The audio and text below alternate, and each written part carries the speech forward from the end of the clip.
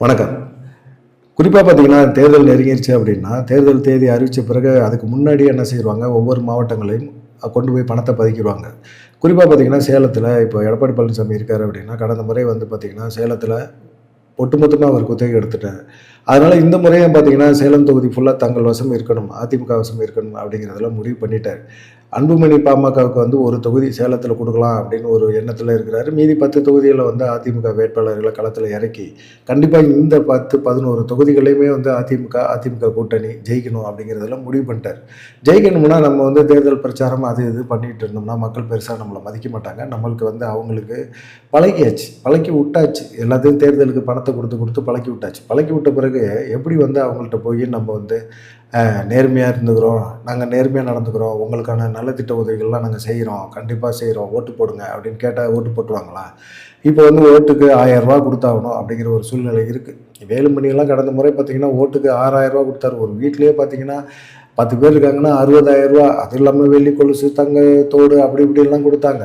அப்போ அவங்க ஆட்சியில இருந்தாங்க. அதனால அது மாரி பண்ணாங்க. இப்ப திமுக அத விட டபுளா பண்ணும்ல.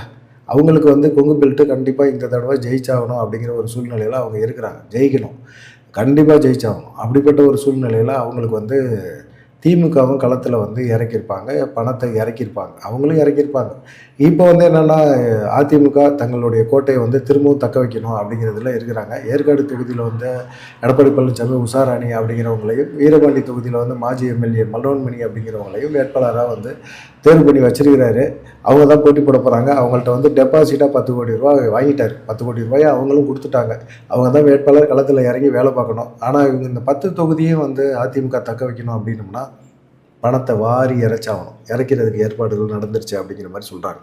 கடந்த முறை பார்த்தீங்கன்னா, ரூ. 500 ஓட்டுக்கு அப்படிங்கிற மாரி ஒரு சூழ்நிலை இருந்துச்சு. இப்போ 1 மடங்கு அதிகமா போயி ரூ. 1000 குடுக்கலாம் ஒரு ஓட்டுக்கு அப்படின்னு சொன்னாங்க. ரூ. 1000 குடுக்கணும் அப்படின்னம்னா, ஒரு வட்டம், மாவட்டம் எல்லாமே தொகுதி வாரியா எல்லாம் பிரிச்சா கிட்டத்தட்ட பார்த்தீங்கன்னா, ஒரு ஓட்டுக்கு எ ரூ. 1000 அப்படின்னு கணக்கு பண்ணா ரூ. 275,00,00,000. இந்த ரூ. 275,00,00,000யும் பார்த்தீங்கன்னா, இப்போ சேலம் மாவட்டத்தில எல்லா இடங்கள்லயும் அந்த ஒவ்வொரு சட்டமன்ற தொகுதியிலயும் பரவலா பிரிச்சு வச்சுட்டாங்க. தேர்தல் கமிஷனுக்கே டிமிக்கி குடுக்குற மாரி வந்து பண்ணி வச்சிருக்கிறாங்க. இது வந்து திமுக கூட கொத்தி பாம்பா பார்த்தா கூட தெரியாது அப்படிங்கிற மாரி அவங்க சொல்றாங்க. பணத்த வந்து ஒப்படைக்கிறது முக்கியம் கிடையாது. அந்த பணத்த பாதுகாத்து, அது மக்கள்ட்ட வந்து குடுத்து, ஓட்டுக்கு பணத்த குடுத்து ஓட்ட மாத்தணும். அந்த பணத்த ஓட்டா மாத்தணும். அதுக்கான வாய்ப்புகள் தான் அதிமுகவுக்கு இப்போ ரொம்ப சங்கடமா இருக்குது அப்படின்னு சொல்றாங்க. சேலம் மாவட்டத்தில ஒரு ஓட்டுக்கு ரூ. 1000 அப்படின்னா, அத பொறுப்பு வகிக்கிறவரு எவ்வளோ நாசூக்கா இருக்கணும், எவ்வளோ தூரம் அவர சுத்தி சுத்தி ஆட்கள் வருவாங்க அப்படிங்கிறதெல்லாம் கேள்விக்குறியா இருக்கு. ஏன்னா, இப்போ இவர்ட்ட பணத்த குடுத்துருக்கீங்க, என்ட்ட குடுங்க, நான் தான் கட்சியில சீனியர் அப்படிங்கிற மாரிலாம் இருக்கலாம். ஆனா எடப்பாடி பழனிசாமி தனக்கு விசுவாசி யாரு அப்படின்னு பார்த்து தான் அந்த பணத்து பொறுப்பெல்லாம் ஒப்படைச்சிருக்காரு. இப்பயே வந்து பார்த்தீங்கன்னா, அதிமுகவுக்குள்ள கட்சி நிர்வாகிகளுக்குள்ள அவங்களுக்குள்ள வந்து ஒரு சண்டை, முட்டல், மோதல் இருக்கு. கண்டிப்பா வந்து திமுகட்ட வந்து யார்ட்ட பணம் இருக்குது, எங்கெங்க பணம் இருக்குது அப்படின்னு சொல்லி காட்டிக் குடுத்துருவாங்களோ அப்படிங்கிற மாரி அளவுக்கு இப்போ அதிமுகவுக்குள்ள கோஷ்டி பூசல் இருக்கு. என்ட்ட குடுங்க, ரூ. 275,00,00,000 ஒரு ரூ. 50,00,00,000 என்ட்ட குடுங்க. நான் குடுத்தா நான் வந்து மக்களுக்கு, என் பகுதி மக்களுக்கு நான் பிரிச்சு குடுக்க மாட்டேனா? அவரு தான் பிரிச்சு குடுக்கணுமா? எவ்வளோ ஓட்டுன்னு கணக்கு சொல்லி, அதுக்கப்புறமா நாங்க வந்து ஒவ்வொருத்தவங்கள்ட்டயும் போய் வாங்கிட்டு அவங்க புடிச்சு எங்கள ஏதாவது தேர்தல் ஆணையம் பிடிக்கணுமா எங்கள? இல்ல திமுக காரங்க எங்கள சட்டைய குடுத்து புடிச்சு சண்டைய போட சொல்றீங்களா? அப்படிங்கிற மாரியெல்லாம் கேட்க ஆரம்பிச்சுட்டாங்க. இப்ப என்னடான்னா, இவங்களுக்குள்ள போயிருக்கிற சண்டையெல்லாம் பார்த்தா, நம்மள எங்கேயோ கொண்டு போய் கொலையில விட்டுருவானுங்களோ அப்படிங்கிற எடப்பாடி பழனிசாமிக்கு பயம் வந்துருச்சு. இப்ப சேலம் தொகுதிய திரும்பவும் அதிமுக தக்க வச்சுக்கிறதுக்கான ஒரு முயற்சியில இறங்கி, இப்ப பணத்தெல்லாம் பதுக்கிட்டாங்க அப்படிங்கிற மாரி ஒரு தகவல் இருக்கு. பார்க்கலாம்.